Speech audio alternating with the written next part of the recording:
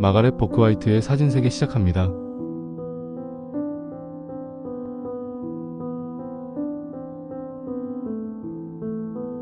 사진의 역사는 버크화이트에 대해서 이렇게 평가합니다. 최초의 여성 보도 사진가이자 최초의 라이프 사진기자, 최초의 여성 항공사진가이자 최초로 소련을 취재한 서방의 보도사진가, 1936년부터 1965년까지 미국 여성 탑10에 뽑혔던 사진가였다고요. 그렇습니다. 버크화이트는 그런 여성 보도 사진가였습니다. 1971년 파킨슨병으로 67의 세상을 떠났을 때 전세계 보도 사진가들은 물론이고 함께 사선을 넘은 군인들, 그녀와 함께했던 포춘, 라이프, 타임 등 세계 유력 언론들은 그녀의 부흥을 알리며 애도했죠.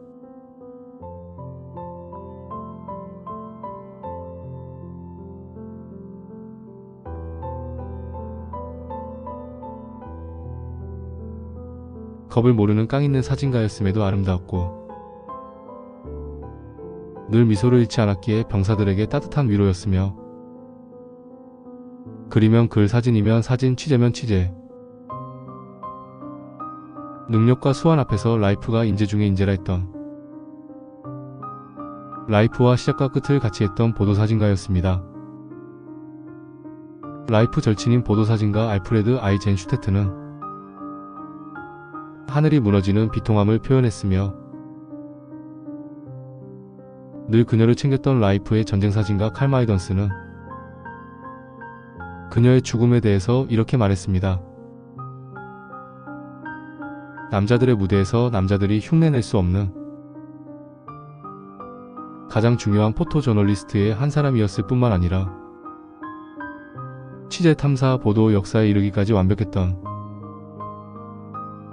아름다움과 강직함을 겸비한 진정한 프로페셔널이었다고 말입니다.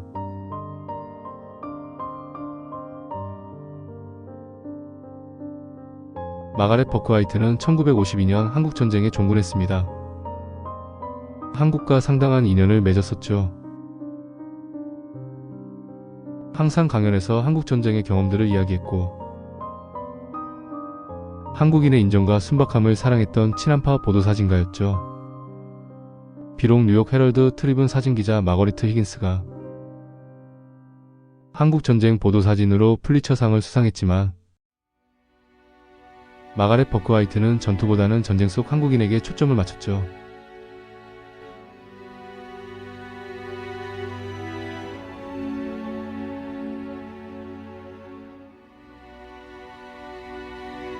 저는 1995년 여름에 위스콘신주 미러키에서 출발하여 일리노이주 시카고를 거치고 미시건주 애나버를 거치고 오하이오주 클리브랜드를 거치고 코네티컷주 스탠퍼드를 거쳐서 1600km를 달려 뉴욕 브롱스에 도착한 적이 있습니다. 당시 이 길을 달릴 때 저는 마가렛 버크화이트 루트라 했죠.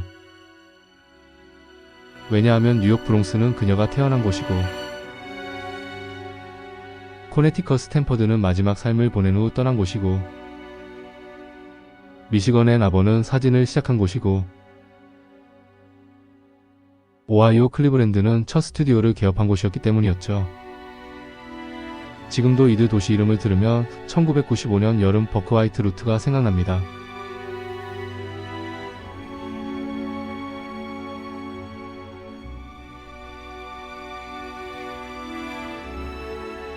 마가렛 버크화이트가 사진에 관심을 가진 것은 1922년입니다. 18살 때 뉴욕 콜롬비아 대학교에 입학했을 무렵이었죠. 이때 처음으로 이카플렉스라는 중고 카메라를 샀습니다. 그리고 곧바로 당시 뉴욕에서 가장 유명한 사진학교였던 클라렌스 화이트 스쿨에서 사진 촬영수를 습득합니다. 그리고 미시건주 앤 아버에 있는 미시건 대학교로 전학하면서 이제 취미사진 이상으로 사진에 큰 꿈을 꾸기 시작합니다. 그러다가 오하이오 클리브랜드에 있는 웨스턴 리저브 대학으로 또다시 전학하면서 이제 상업사진까지 영역을 넓히죠. 지금 보고 계신 사진들이 1920년대 초기 사진들입니다. 클리브랜드 소재 오티스 철강 공장을 찍은 사진입니다. 이때 경험으로 자신감을 얻은 그녀는 스튜디오까지 개업합니다.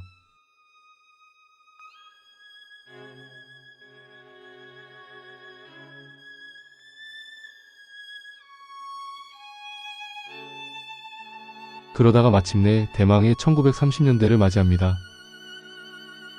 1929년 가을 그녀는 헨리 루스라는 잡지계의 거물로부터 뉴욕에서 만날 수 있는 기회를 달라는 편지를 받습니다. 그렇게 운명처럼 1930년에 유명한 포춘지 사진기자가 되죠. 1930년부터 1935년까지 사진가로서 큰 경험을 쌓은 그녀는 헨리 루스로부터 라이프 창간 스텝으로 참여해달라는 부탁을 받습니다.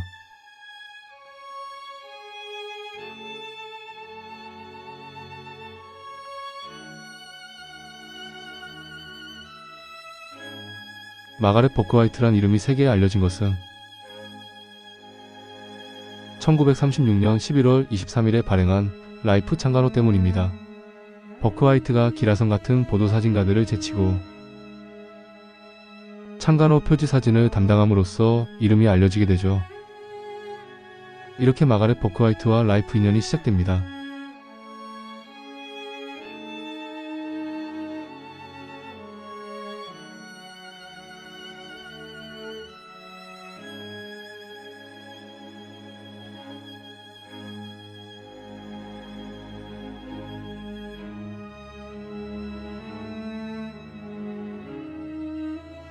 버크화이트가 평생 라이프를 위해서 찍은 사진들은 다음과 같습니다.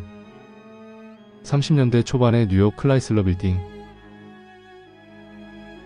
30년대 중반의 미국 경제대공황, 특히 서부지역 더스트볼, 30년대 후반의 베를린 나치당의 출현과 히틀러, 30년대 초반과 40년대 초반의 두 번에 걸친 소련 및 스탈린 취재, 40년대 초반의 제2차 세계대전 중 유럽 전선 종군, 40년대 중반의 인도 간디 촬영 및 인도 파키스탄 폭동 취재, 50년대 초반의 일본 및 한국 전쟁 종군입니다.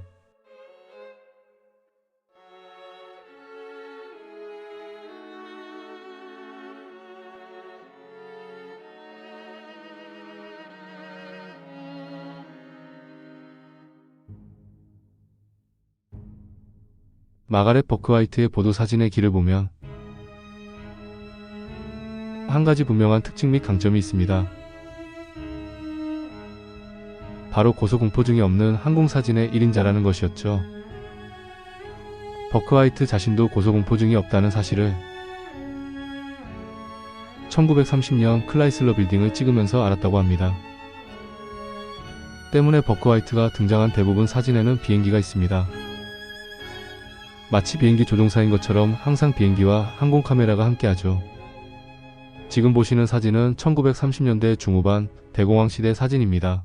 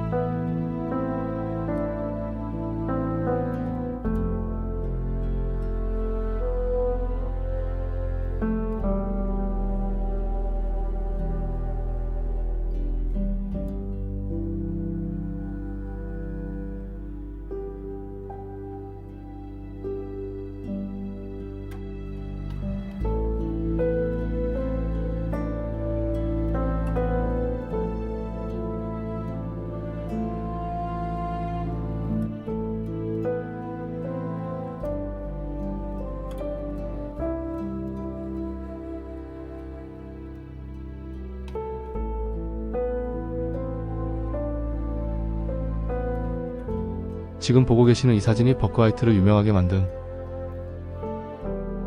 1936년 몬타나주에 건설되고 있는 포트팩 댐입니다. 1936년 11월 23일자 라이프 창간호 표지입니다.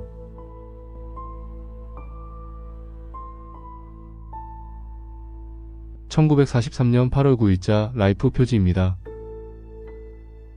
또 하나의 전쟁 영웅 철강 공장에서 일하는 여성입니다.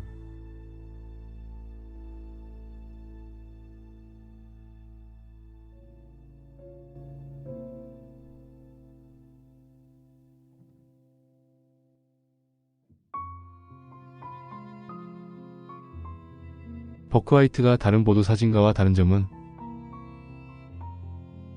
여성으로서 인간에 대한 애정이었습니다. 전쟁 속 아이들과 여성들의 희생과 아픔이 특징이었죠. 그래서 버크 화이트는 가장 늦게 전선을 향합니다. 제2차 세계대전 때도 그렇고 한국전쟁 때도 그랬습니다. 전쟁이 막바지에 이르고 희생이 눈덩이처럼 불어났을 때, 이제 폭탄이 아니라 앞날이 캄캄한 삶이 문제가 되었을 때 버크 화이트가 뛰어들어갈 차례가 됩니다.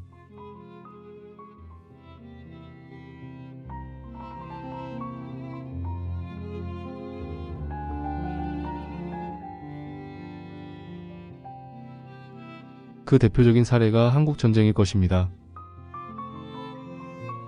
1950년 6월 한국전쟁이 발발했을 때 라이프의 최종의 전쟁 사진가들은 다음과 같았습니다. 칼 마이던스, 데이빗 더글라스 덩컨, 행크 워커, 존 도미니스, 미셀 로지어, 하워드 소출액, 조슈어 셀입니다. 이 중 널리 알려진 인물은 칼 마이던스와 데이빗 더글라스 덩컨이고, 혹독한 장진호 전투와 흥남 철수까지 기록한 사람은 한국전쟁의 영웅 데이빗 더글라스 덩컨이었습니다. 베테랑 중에 베테랑이었죠. 전쟁 사진이라면 자다가도 깼던 라이프의 유진 스미스가 한국전쟁에 종군하지 못한 이유에 대해서는 지난번에 포스팅한 유진 스미스의 사진 3개를 참고하시길 바랍니다.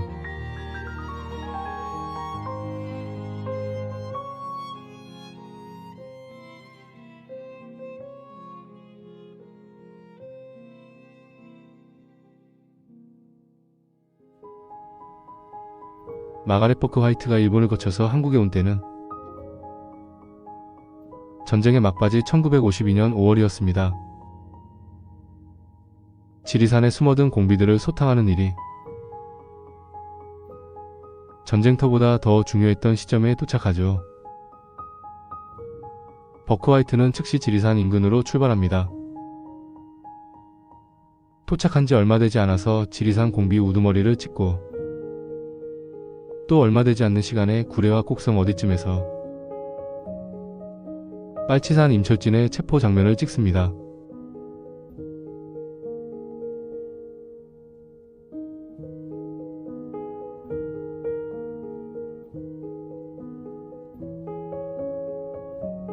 (1986년에) 출간된 마가렛 버크 화이트 자서전에 보면 빨치산 임철진에 대한 이런 이야기들이 나옵니다. 지리산 인근 마을에 도착한 지 얼마 되지 않았을 때 경찰이 임철진이라는 빨치산 한 명을 체포하여 왔다. 그런데 소문이 어찌나 빨랐는지 임철진 모친이 달려왔다. 모자가 맞나 하도 애절하게 울어서 통역을 통해 알아보니 멀리 떨어지지 않은 집에 아빠 얼굴을 모르는 아이가 있다고 한다. 그래서 내가 경찰서장에게 내가 모든 책임을 질 테니 이틀만 시간을 줘서 임철진이 아이와 아내를 만날 수 있게 해달라. 이에 따른 비용은 내가 질 것이며 돌아오면 임철진을 처리해도 좋다고.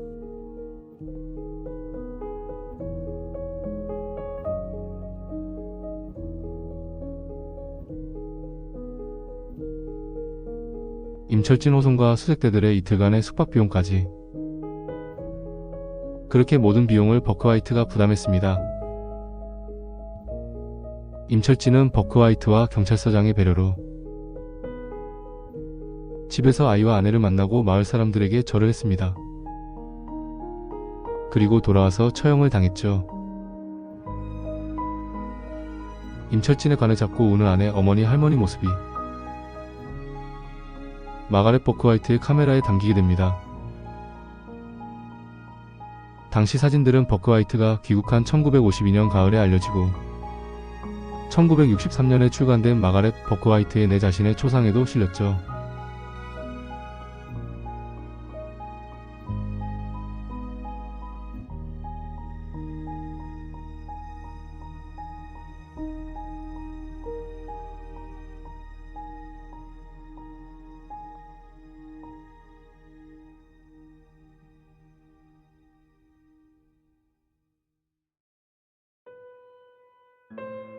(1946년) 간디를 찍을 때도 그녀의 인간성이 잘 드러납니다. 지금까지도 간디하면 물레질하는 간디를 떠올리죠. 간디가 자신의 방으로 초대한 유일한 사진가가 버크화이트였습니다.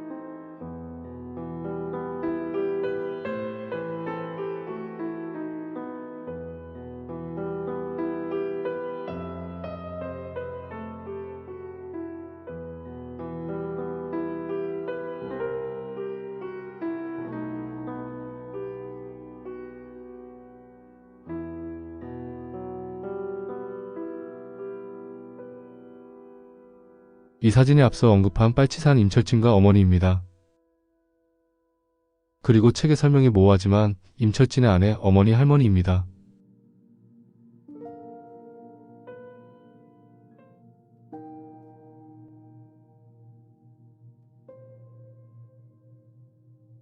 마지막으로 마가렛 버크화이트의 시간의 초상 보시겠습니다. 1930년대 스튜디오를 운영할 때 모습입니다. 클라이슬러 빌딩을 사랑해서 그곳에 스튜디오를 꾸미기도 했습니다.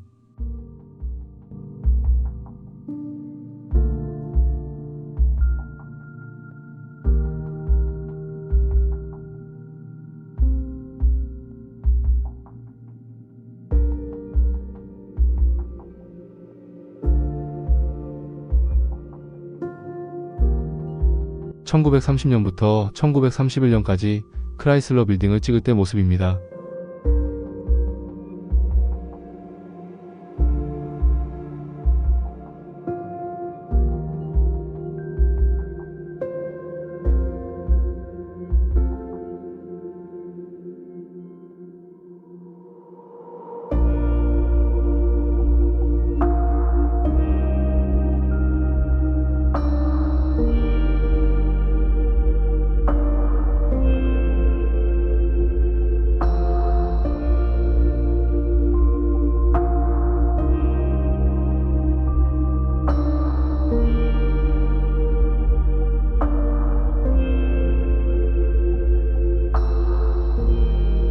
마가렛 버크화이트의 촬영 장비 모습입니다.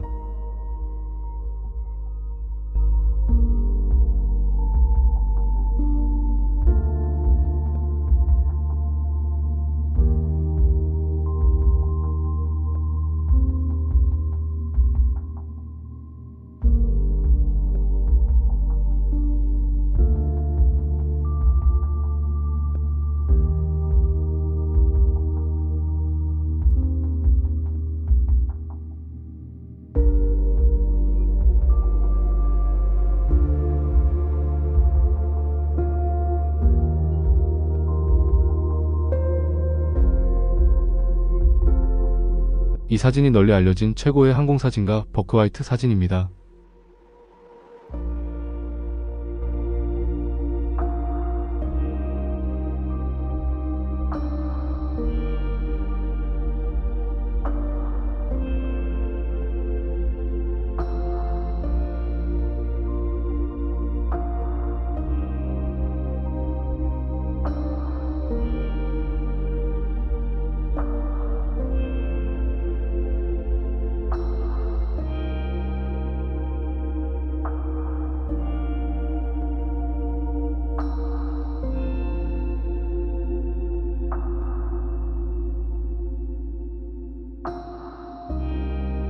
1946년 간디를 촬영할 때의 모습입니다.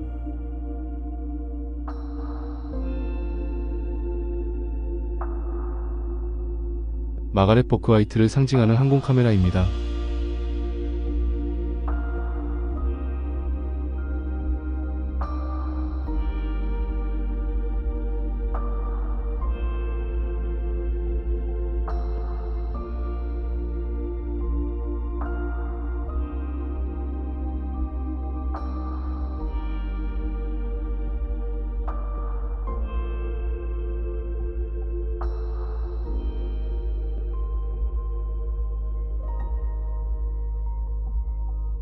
(1952년) 한국전쟁 때의 모습입니다.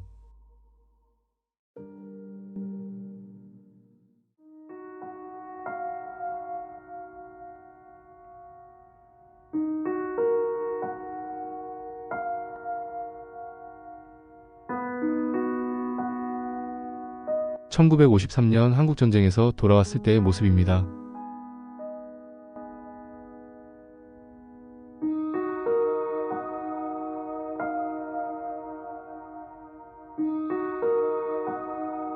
생전에 좋아했던 알프레드 아이젠슈테트가 찍어준 버크화이트입니다.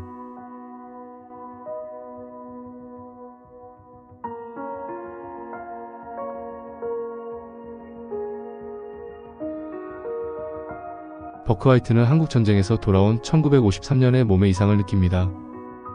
파킨슨병 징후였는데 아주 천천히 진행되어서 알아채지 못했죠. 1968년 점차 심해지자 은퇴하여 코네티컷주 스탠퍼드에서 요양합니다. 지금 사진들은 마지막 준비 모습입니다.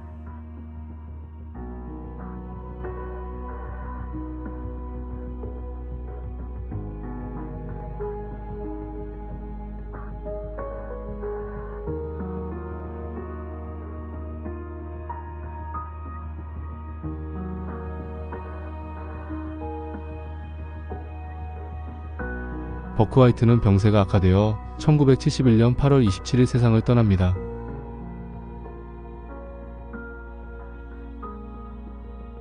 지금까지 마가렛 버크화이트의 사진세계였습니다.